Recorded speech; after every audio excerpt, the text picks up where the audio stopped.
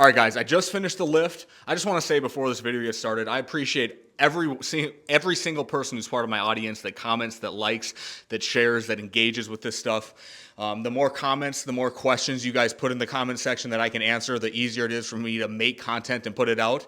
Because I'm going to be honest, like coming up with original content to talk about is kind of hard. I don't want to just be like the type of person that recycles content all the time or steals content ideas from other people. So truly appreciate everybody who's been part of my audience the past few years. The lift today, I did some block power cleans plus a hang power clean, some back squats, some pin squats with accommodating resistance, heavy dynamic overcoming isometrics, and some deadlifts, and it was a good session. I did a Q&A on Instagram a few days ago. I saved some of those questions that I thought were worth answering, so I answered those throughout this session. Yeah, so again, I hope you guys enjoyed the video. Thanks for watching, and peace.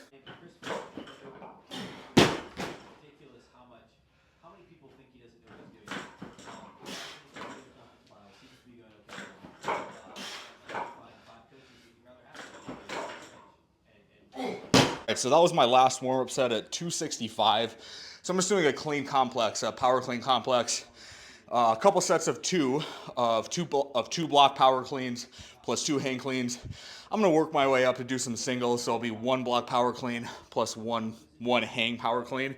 I'm feeling the fatigue build up on this program, guys. So I actually hit a 10-yard split PR yesterday at a 1.50.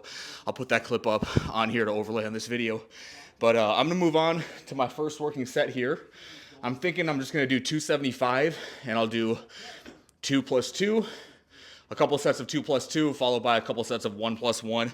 I did an IG Q&A the other day, so I'm going to find some of those questions on the IG Q&A to answer throughout this video too. Set 1 coming up here, so 2 block power cleans, 2 hang power cleans. I figured I just want to move every rep at 2.0 meters per second or faster, so we'll see what weight that is. The 265, they were all like 2.2, they're like 2.12 was the slowest, 2.28 was the fastest. So if I'm above 2.0, I'll be pretty happy with the set.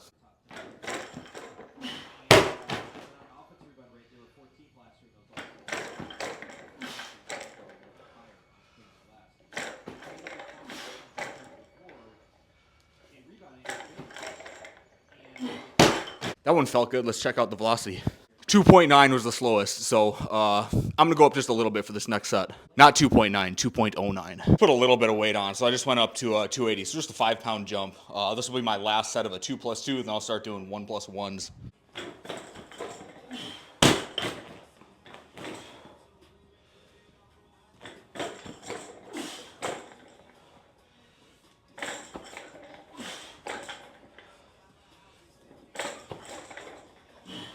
All right, first question from Instagram. What's your take on programming deload weeks? So I have a couple of videos out on my take on deload weeks, how to approach them, when you need them, all that kind of stuff. But basically my very general, brief, vague take is don't pre-program deload weeks.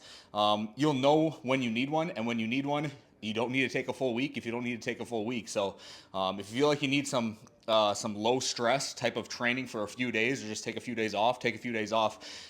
If you are going to program, or if you are going to do some sort of like training during a deload, like you're just going to do a low stress week, just adjust whatever variable you feel like needs to be adjusted.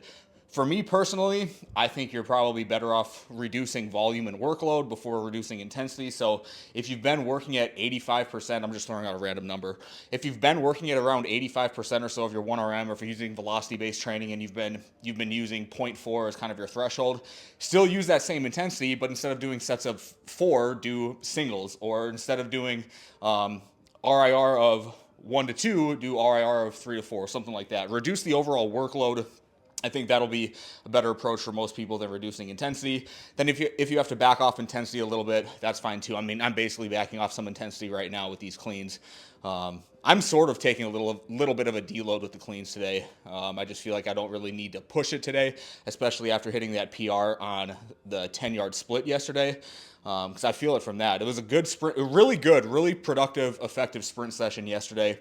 And it's because I hit a PR, the cost of that output's a little bit higher than if I had ran like an average 10-yard split, you know? All right, moving on to a 1 plus 1.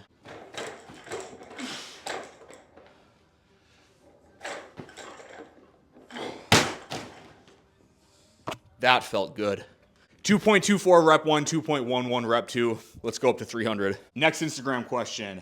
What piece of gym equipment would you love to add to your home gym if money was not an issue?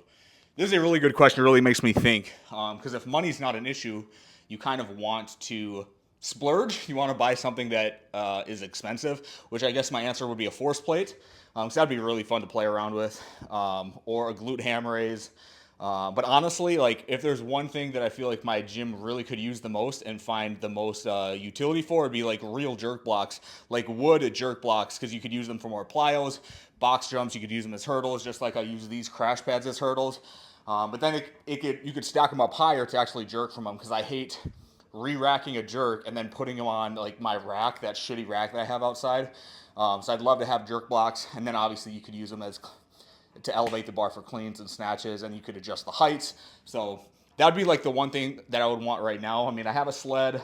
I have a lot of attachments for my rack.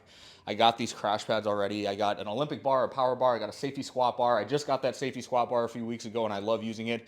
I have a client right now who just had shoulder surgery, so we're still squatting with him because we can use the safety squat bar, and I have a belt squat attachment for this rack too. So, but anyways, yeah, I'd probably do a force plate if money wasn't an issue. The equipment that I would probably get the most out of right now is probably some jerk blocks.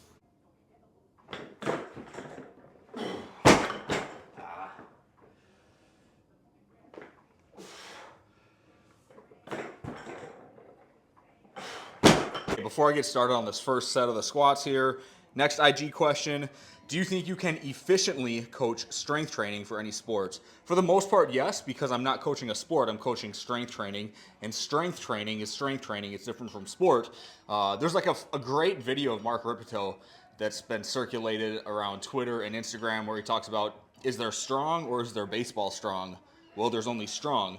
So how do you get strong for baseball? You lift weights, you bench press, you squat, you deadlift, you press, you do pull-ups, you do chin-ups, and then you take that newly acquired strength after running a strength training program and you continue to practice your sport of baseball, throwing, swinging, doing all of the baseball skills, and now you're able to transfer, I hate that word, transfer that strength into your sport-specific tasks and skills. So yeah, for the most part, I think you can efficiently coach strength training for any sport because strength training is strength training. 99% of your strength training is going to be strength training. It's going to be working. It's going to work well for any sport regardless of the athlete, regardless of, a lot of other factors. So yeah, I think you can coach strength training the same for pretty much everybody.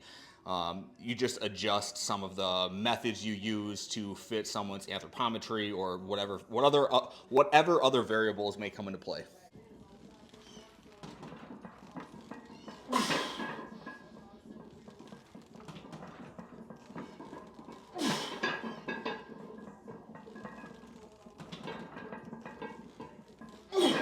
Right at 5.5 for that last rep. So I'm gonna go up to 315 here. Should you have a dedicated day to lower body plyos or should you combine it?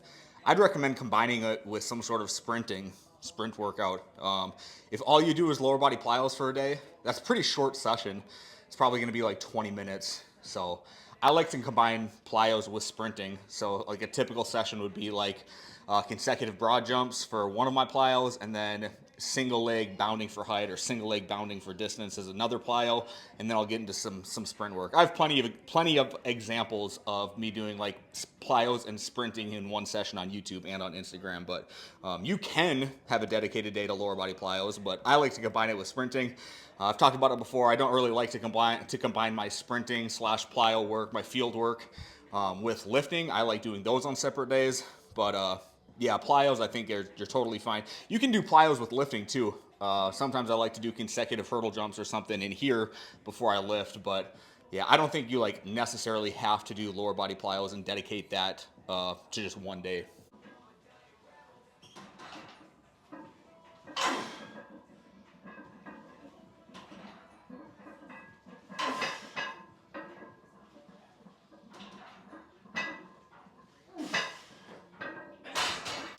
How does the Peloton tread hold up with someone my size? I have the Peloton Tread Plus, so it's pretty big. It's really sturdy. Yeah, you guys can see it in here. I mean, it's wide, it's heavy, it's got a big screen. It doesn't like rock too much. Yeah, it holds up well. The smaller Peloton, is not as good. We used to have the smaller Peloton, and then that one like broke on us, so we were able to upgrade for a small price with Peloton. But if I were to recommend a Peloton Tread or a Peloton Tread Plus, I would say spend the extra $2,000 or whatever it is for the Tread Plus.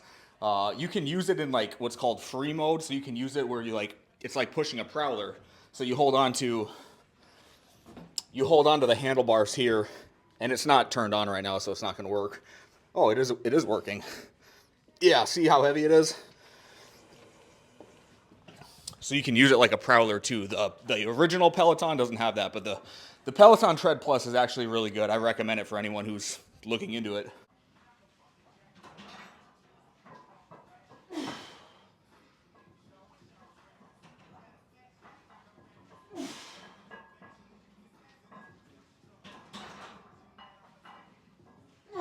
Just a quick break here in the video, guys. Just want to give Clean Chalk a shout out. Obviously, Barbell Apparel, but Clean Chalk, I've talked about it before. Really high quality chalk. You only have to apply it once or twice. It's going to last you throughout the entire training session. Barbell Apparel, Muscle Tank on right now, and then I'll give Legion a shout out.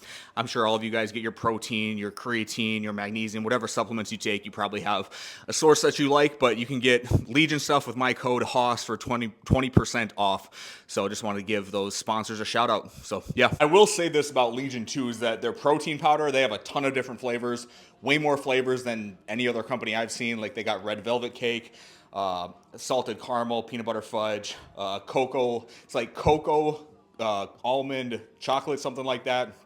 Cinnamon cereal, birthday cake, obviously chocolate, vanilla. They have so many flavors. They got whey, they got casein, they got the vegan, they got isolate, they got all the. They have a lot more products than most supplement companies out there. So there's a lot to choose from. I know, but yeah, Legion can really get you covered with whatever type of flavor you like.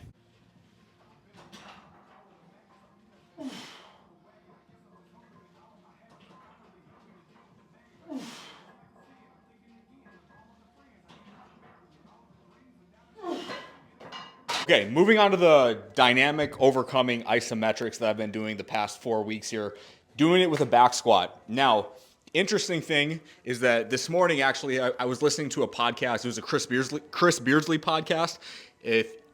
I'm sure a lot of you guys know who Chris Beardsley is, but he has a podcast. It's pretty new. I was listening to him talk about isometrics and the difference between overcoming isometrics and yielding isometrics and their application and all of that. And what's really interesting is that he talked about doing these types of isometrics, which I'd never heard him talk about before. But what he suggested actually is using a load that's about 5 to a 6 or 1 rep max of whatever exercise you're doing, and then going for about approximately 5 seconds. So the way I have these programmed in my combine program is 70 to 75% of your 1RM, and going for, depending on the day of the week, but anywhere between 5 and 8 or 6 and 10 seconds of the isometric. So I got to give myself some credit. I'm kind of on the same line of thinking as Chris Beardsley. I was programming a little bit lighter than what he suggested, because a 5 rep max is like 86% of your 1RM. So I'm putting on 495 for this first set because I'm just kind of following his guidelines. This right now is probably a 5 to 6 1RM for me after the weight cut, after running Haas Project 2.0, and with my body weight down a little bit. So this probably is like a 5 to 6 1RM for me. Yeah, 5 to 6 rep max for me. So I'm going to use this for my first set. I just tried 405. It felt pretty good. And obviously the duration and the load is going to be a little bit dependent on the position you're in. So I'm just slightly higher than my full depth of a squat. So I just wanted to kind of give a little note on that. We'll see how this first set goes. I'm going to go for 5 to 8 seconds on this rep.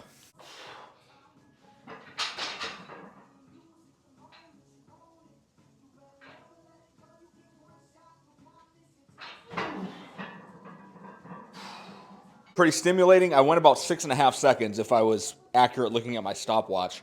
The other thing about this is that Chris Beardsley recommended only about a minute of rest in between. I would recommend 2 to 3 minutes, full recovery in between sets, but I'm not going to worry about my rest today. So that felt good. I'm going to do 2 more sets here. I just have this intuition with these dynamic overcoming isometrics that they have to be heavy. And with them loaded, compared to an empty bar where you're still doing the exact same thing, having them loaded just intensifies the training stimulus, because it can turn that overcoming isometric into a yielding isometric. It just ensures that the intent is high, especially when you drive into the pins. You have that what is this, like 3 to 4 inches of movement of a concentric contraction into the isometric, I think that totally intensifies the training stimulus.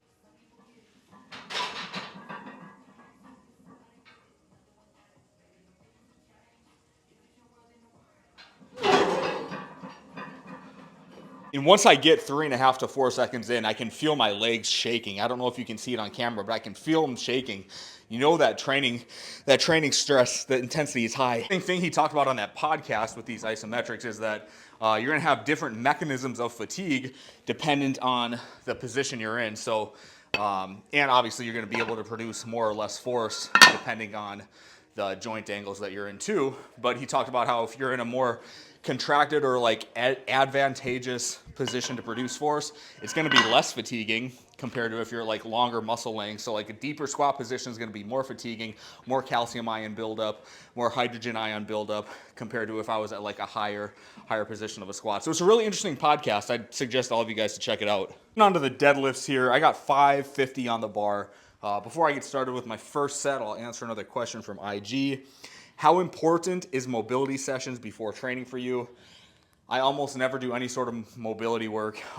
Like the mobility work I do before sessions is usually just like my Olympic lifting warm up, empty bar sets, full trap cleans, overhead squats, drop snatches, and if I have to like sit into a certain position like an overhead squat for an extra few seconds between every single rep, I'll do something like that.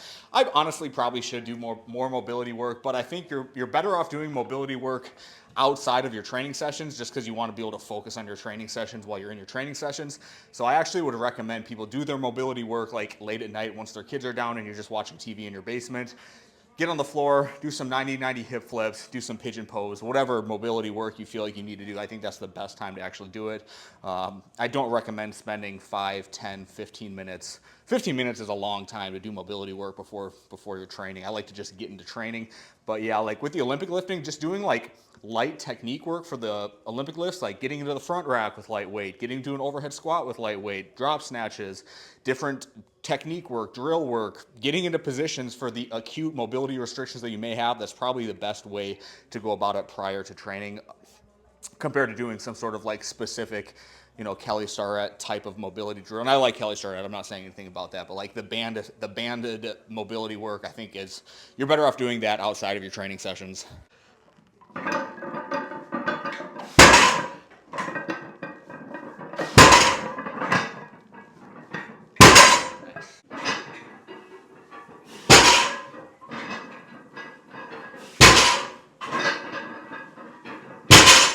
What's your advice for new parents who still want to prioritize strength training? Dude, I'd still consider myself a new parent. My daughter's just about to turn 2 years old. We're trying to have a second kid right now too. But my advice is just, you just have to prioritize it, man. Everybody's got different schedules. Everybody's got different priorities, different values, different life stress, different responsibilities. But if you're a new parent, I'm assuming if you're a new parent, you probably just have one kid. And your kid is probably within the first year of their life, and there's a lot of napping. You know, there's a lot of napping going on.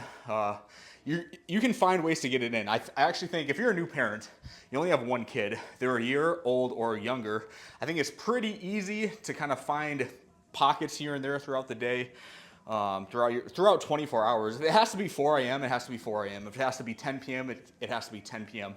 But you just have to prioritize it. That's the thing. You just have to prioritize it. So I don't really have any advice. If you prioritize it, you're going to get it in.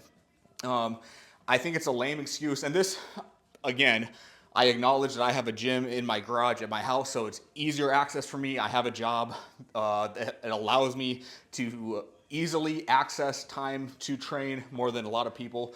But like being a new parent is not an excuse to get fat. It's not an excuse. It's not an excuse to consider your own health less and less. You just have to prioritize it, man. If it's 4 a.m., it's 4 a.m. If it's 2 a.m., it's 2 a.m. Just get it in, man. Get your daily exercise in. It's important. It's important for you. Everyone knows that. Just don't use excuses to get out of it and then cope. You know.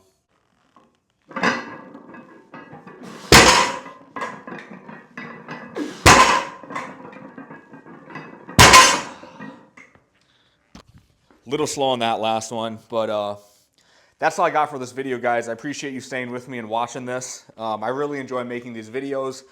Really, thank you for watching this and being part of my audience. I appreciate all the questions you guys send me. I want to keep doing more and more YouTube videos more frequently with consistency like I've tried to do this past week and a half. So the more you engage, the more comments you provide, the more questions you ask, the easier it is for me to put out content like this. So again, I appreciate it. I'll see you next video.